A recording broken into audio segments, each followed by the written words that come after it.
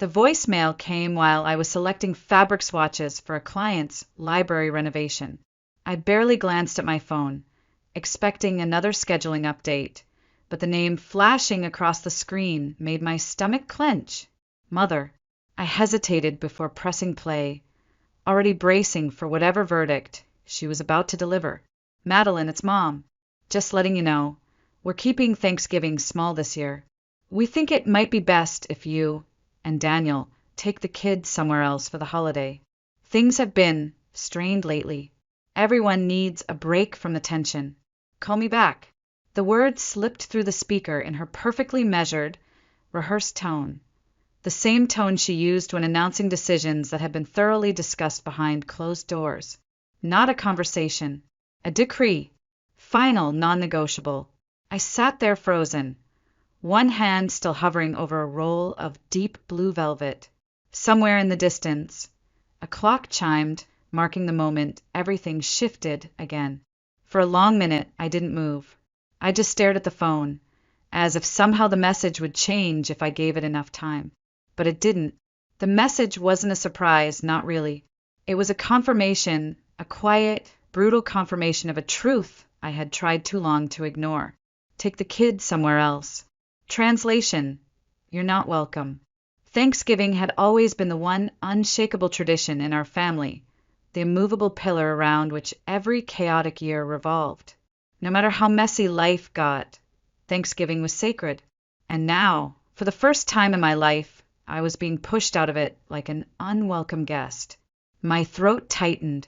I replayed the message, hoping, idiotically, that I had misunderstood. But no. Her words were clear, clipped, and devastatingly familiar. The heavy velvet fabric slipped from my hands and landed on the floor with a muted thud. I barely noticed. My mind was already elsewhere, drifting back to the conversation I'd overheard a month ago at Jack's birthday party. Vanessa's voice, sharp and smug, had carried across the room to where I stood pretending not to listen. Who needs 6 bedrooms and a library? It's excessive. She's just trying to make the rest of us feel small. I hadn't said anything then. I had just smiled tightly, tucked the hurt away, and told myself it didn't matter. Family was messy. Family was complicated. You swallowed the small slights for the sake of peace, until the slights weren't small anymore. My phone buzzed again. A text from Daniel. Meeting running late. Can you grab the kids at 4? I stared at the screen for a beat before typing a quick reply. Of course. Appreciate you. A simple exchange, ordinary, but it anchored me. Daniel saw me, appreciated me, loved me without conditions. I clung to that thought as I stood up, brushed off my skirt, and gathered the scattered fabric samples with shaking hands. I inhaled deeply, the air catching sharp and cold in my lungs. Enough. I wasn't going to call her back. I wasn't going to argue or beg or pretend I didn't hear what she really meant. I would respond, just not in the way she expected.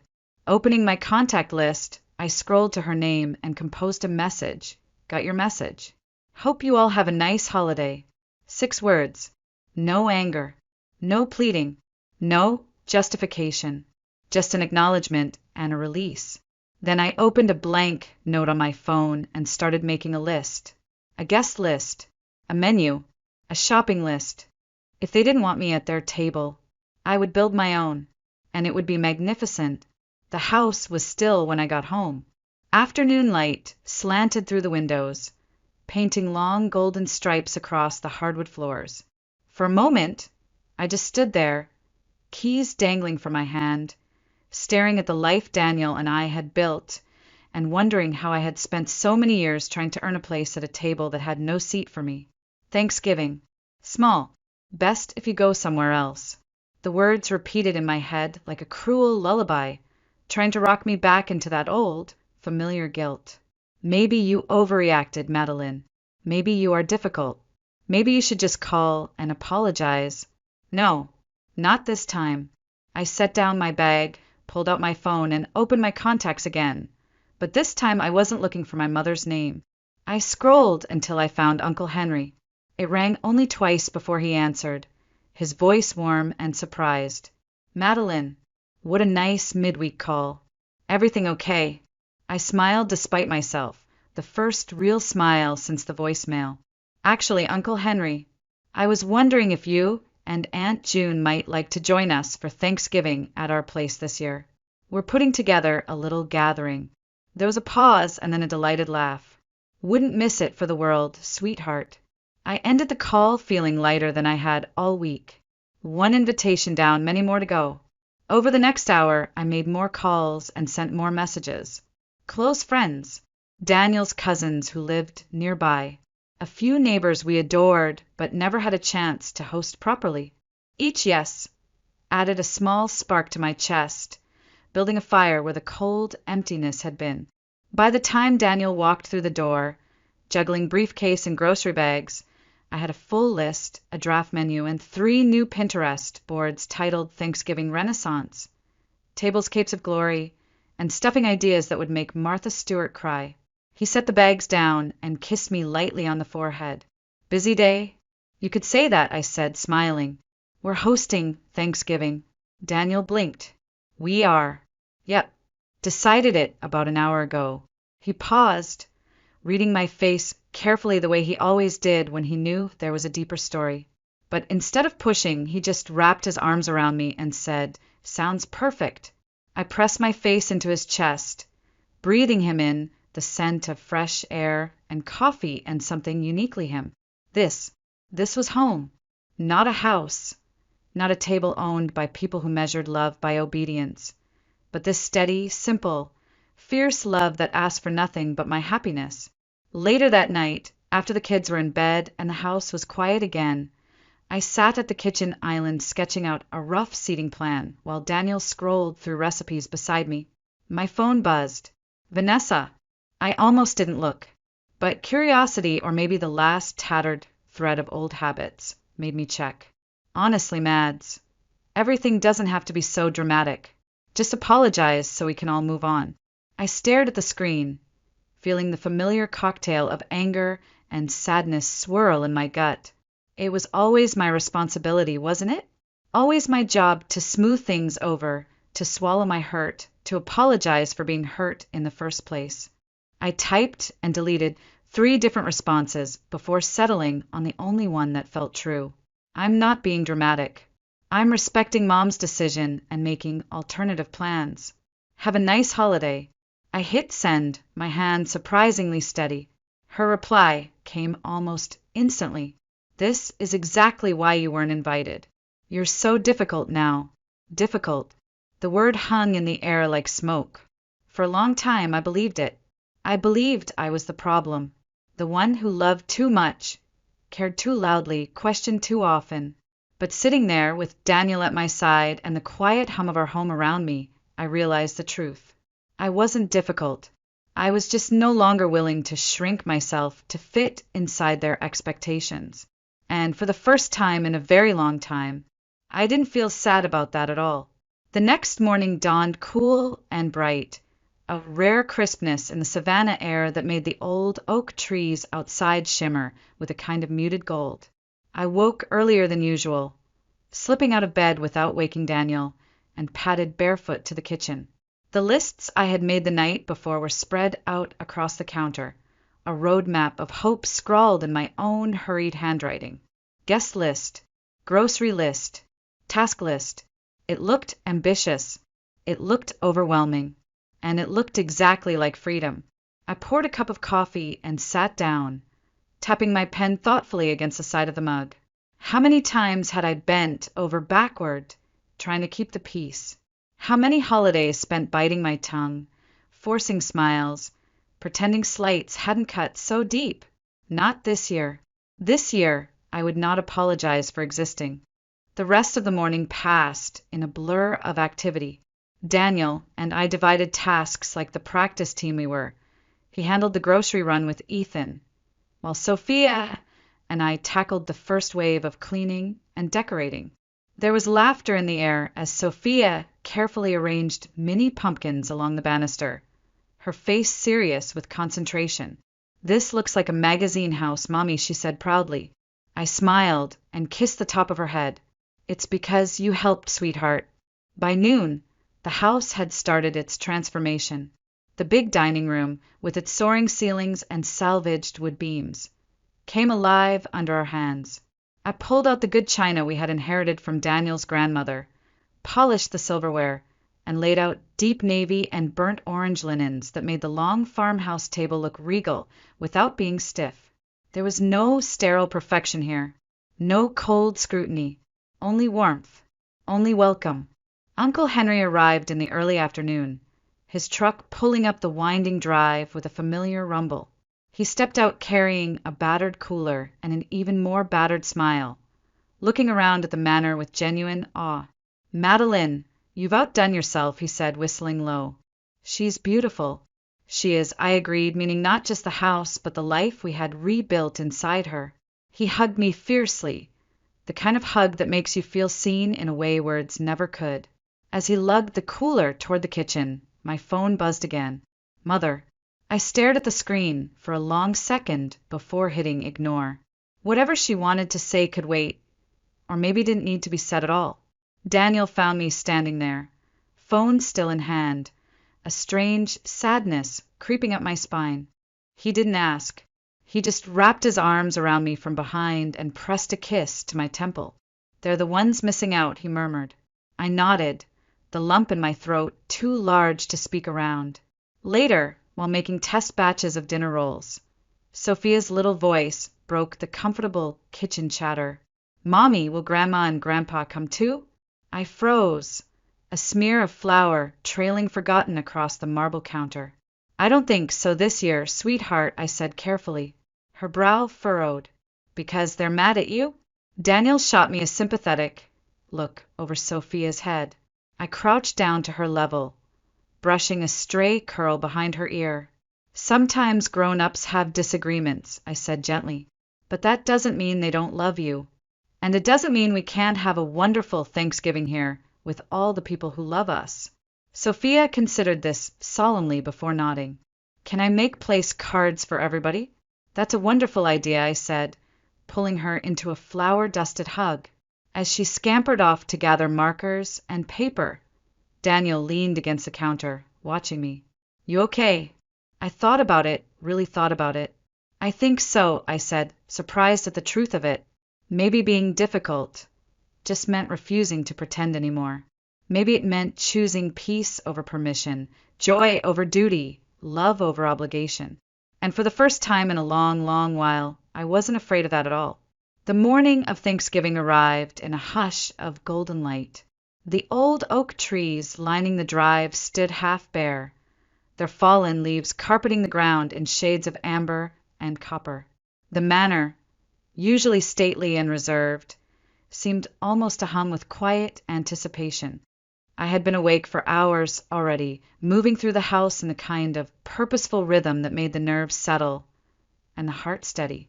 The turkey was brining, the pies cooling on wire racks, the side dishes prepped and ready for the oven. Sophia's place cards were laid carefully on each plate, her careful, looping handwriting spelling out names with all the gravity of a royal decree. Daniel found me in the kitchen, barefoot and slightly flour-dusted, as I arranged a centerpiece of magnolia leaves and white candles down the center of the dining table. "Smells amazing in here," he said, kissing my forehead. "And you look radiant." I laughed, a little breathless. "I feel peaceful." He smiled at that, and it felt like the most astonishing thing. Peace, not performance, not walking on eggshells, just peace. By mid-morning, the house began to fill with the sounds of life. Uncle Henry arrived first, carrying a massive tureen of his famous gumbo and a box of fresh pies. Then came Daniel's cousins, arms full of wine bottles and casserole dishes. Friends trickled in next, each one greeted with hugs and exclamations, shedding coats and stories as they crossed the threshold. The house bloomed with laughter and warmth, music low in the background, children darting between adults with the giddy, sugared energy only holidays seemed to produce. As I basted the turkey one last time, my heart felt fuller than it had in years. This was what family could be, should be. I was pulling the rolls from the oven, golden, fragrant, perfect when the doorbell rang again. Assuming it was Tyler and Michael, Daniel's cousins, who had texted that they were running late, I wiped my hands on a towel and hurried to answer it. But when I opened the door, it wasn't Tyler and Michael standing there. It was my parents. For a moment, I just stood there, blinking at them. The world seemed to narrow to the three of us, the festive sounds of the party dimming behind me like a radio dialed too low. My father shifted awkwardly, hand shoved deep into the pockets of his overcoat. My mother clutched her purse tightly in front of her, her expression a strained mix of defiance and uncertainty. "Happy Thanksgiving, Madeline," my father said finally, his voice rough. I stepped aside without a word, letting them in. They moved cautiously, as if the house itself might judge them. Their eyes skimmed over the soaring ceilings, the gleaming floors, the carefully restored moldings, but they said nothing. Daniel appeared at my side, his hand warm at the small of my back, steadying me. "We're just about to sit down," he said smoothly, bridging the awkwardness with the kind of grace that still sometimes left me breathless with gratitude. Sophia, spotting her grandparents, let out a delighted squeal and ran to hug them. My mother crouched stiffly to receive her, smoothing Sophia's hair with a trembling hand. There was no grand apology, no outpouring of regrets, just presence, hesitant, awkward, but present nonetheless. And somehow that was enough for now. Nathan carved the turkey with ceremonial precision, dishing out plates heavy with mashed potatoes, green beans, and stuffing. Uncle Henry raised his glass in a small, quiet toast to chosen families and new beginnings, and I felt something loosen in my chest. We sat, we ate, we laughed, though the laughter around my parents was thinner, stretched tight like a bridge over uncertain waters. But it was okay, because looking around the table at the mix of friends and family, old ties and new bonds, I realized something simple but profound. I wasn't sitting at their table anymore, begging for scraps of love. I was sitting at mine. The sun was low in the sky when I found myself on the back porch, a sweater pulled around my shoulders against the gathering chill. The last streaks of daylight stretched across the lake beyond the lawn, turning the water into a sheet of molten gold. I wasn't alone. My mother stood beside me, her arms folded tight across her chest, her gaze fixed somewhere out in the distance. For a moment, neither of us spoke. The clatter and murmur of the house carried faintly through the glass door behind us, a world apart. I thought about retreating, about leaving the silence unbroken and returning to the safe warmth inside. But something rooted me to the spot, a stubbornness, maybe, or something closer to hope. "It's beautiful here," she said finally, her voice so soft I almost missed it. I nodded, wrapping my arms tighter around myself. "We worked hard for it." A long pause. "I can see that," she said, and there was a note in her voice I couldn't quite identify. Regret, maybe, or pride, reluctant and raw. I watched a leaf drift lazily from a branch overhead, twisting and turning as it fell to the ground. Change wasn't sudden, I realized. It was slow, incremental, 1,000 small shifts before the whole landscape was different. "This doesn't fix everything," I said, quietly, surprising even myself with the honesty of it. "I know," she murmured, her eyes still on the lake. "Decades of patterns. They don't disappear in a day," I added, more to the sky than to her. "No," she agreed, her voice rougher now. "But it's a start." I turned my head then, really looking at her. There were lines around her eyes I hadn't noticed before, a weary set to her shoulders that hadn't always been there. She wasn't the immovable monolith I had spent my childhood trying to scale. She was just a woman, shaped and worn down by her own regrets and fears. For the first time, I didn't feel anger when I looked at her. I just felt sad. Sad for all the years lost to misunderstanding. Sad for the walls built out of pride and fear that had kept us both isolated when we had needed each other most. The wind picked up, scattering the last of the leaves across the porch. My mother shivered slightly and hugged her arms tighter. "We should go inside," she said. I nodded, but neither of us moved right away. We stood there a little longer, suspended in the fragile truce of the moment, neither ready to break it just yet. Finally, she reached out, a tentative, awkward gesture, and touched my arm. "Thank you for letting us come," she said. I swallowed hard, emotion catching me off guard. "I'm glad you did." She smiled then.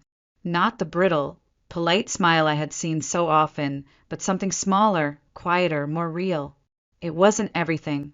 It wasn't a perfect reconciliation, or a magic erasure of all the pain, but it was something. And sometimes something is enough to build on. As we stepped back inside, the warmth of the house enveloped us, the smells of cinnamon and roast turkey wrapping around me like a familiar blanket. Daniel caught my eye from across the room, his expression questioning. I nodded once, a small smile tugging at the corners of my mouth. A start. It wasn't a promise. It wasn't a guarantee. But it was a beginning. And for the first time in a long time, that felt like more than enough. The evening wound down slowly, the way only the best holidays do, drifting into quiet conversations and the soft clink of dishes being gathered. Children's laughter echoed faintly from upstairs, where Sophia and Ethan were showing their cousins their rock collection. Every giggle a small triumph against the long shadow of what this day could have been. I stood at the sink, sleeves rolled up, hands warm from soapy water, when Daniel came to my side, drying dishes with an easy rhythm. He nudged my shoulder lightly, a silent question. I smiled at him, a smile that felt like it came from somewhere deeper than my skin. Outside, night had fallen fully now, wrapping the house in a cocoon of darkness and stars. The manor stood solid and luminous against the landscape, a testament to what could be built when you stopped asking permission to exist. My phone buzzed on the counter beside me. I dried my hands, heart beating a little faster than I liked, and glanced at the screen. A text from my mother. "Your father and I have been talking.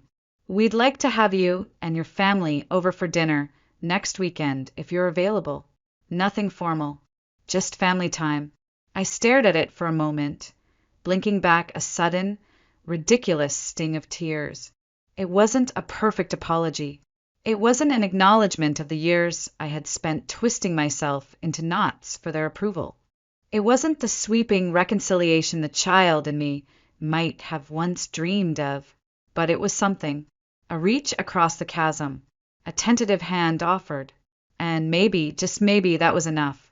I typed back simply, "We'd like that. Let me check our calendar." No gushing, no pleading, no desperate eagerness to please. Just mutual respect. It felt strange and unfamiliar, and exactly right. Daniel bumped my hip gently. "Good news?" I nodded, setting the phone down carefully as if handling something fragile. "It's a start," I said. He smiled, the kind of smile that had seen me through storms I hadn't even had words for yet. "You deserve it," he said simply. We finished the dishes in companionable silence. Then I wandered into the dining room, trailing my fingers lightly across the back of the chairs, the polished wood gleaming under the soft chandelier light. This house, this family we had gathered, this life, it was mine, not given, not inherited, created. Later, upstairs, after the kids had been tucked into their beds, I stood by the window in our bedroom, looking out over the moonlit lawn. The air outside was crisp and sharp, carrying the faintest scent of wood smoke from the neighbors down the hill. Daniel came up behind me, slipping his arms around my waist, resting his chin on my shoulder. "Thinking about today?" he asked. I nodded, leaning back against him. "Thinking about how much has changed and how much hasn't." He kissed my hair. "They'll either catch up or they won't. But you're already where you're supposed to be." I closed my eyes for a moment, letting that truth sink deep into my bones. For so long, I had believed that love was something to be earned, bargained for, pleaded into existence. I had twisted myself into smaller and smaller shapes, trying to fit into a mold that was never meant for me. But not anymore. I wasn't seeking their approval anymore. I wasn't dimming myself for their comfort. I wasn't measuring my worth by their acceptance. I was living, creating, thriving. And that was enough. More than enough.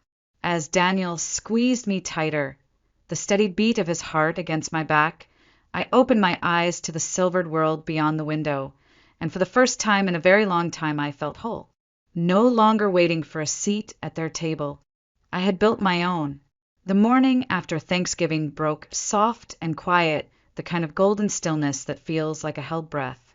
Downstairs, the remnants of the celebration lingered like gentle ghosts, the extra leaf still in the dining table, a child's forgotten turkey drawing on the kitchen counter, empty glasses waiting to be gathered.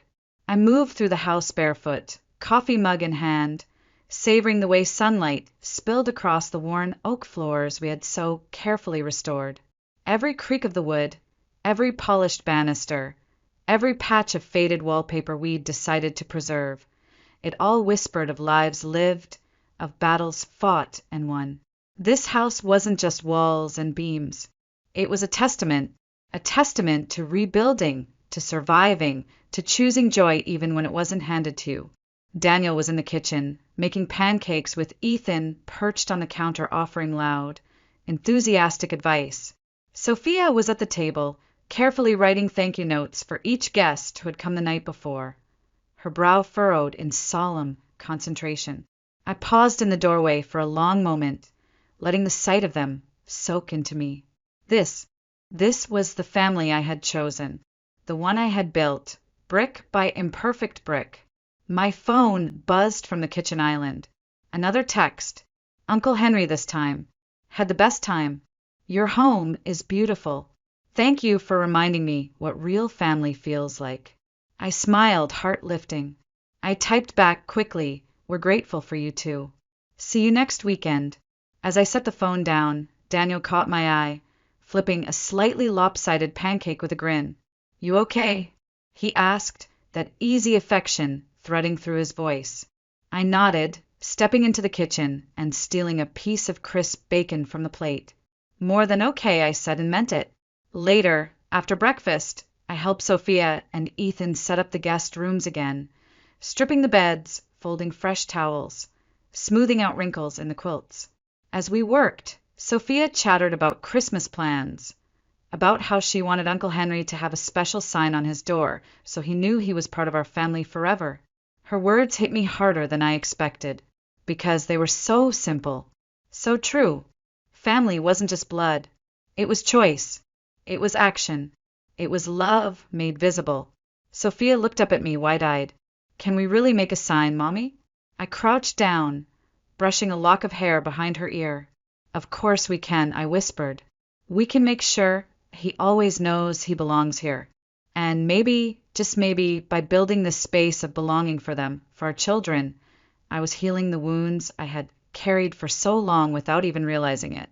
In the afternoon, while Daniel and the kids worked on their secret holiday projects, I took a walk around the property. The air was cool, the sky washed pale blue, the lake in the distance shimmering like glass.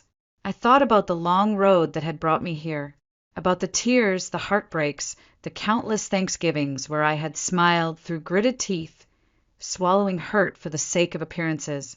And I thought about this year, the year I had been uninvited, the year I had chosen to stop asking for a place at a table that had never truly welcomed me, the year I had built my own. I stopped at the edge of the driveway, looking back at the house, my house, with its weathered stone, its crooked chimneys, its sprawling arms stretched wide to hold everyone I loved. I didn't need their validation anymore. I didn't need to be less or quieter or easier to love. I was enough, exactly as I was. And here, in this life, with these people, I was home.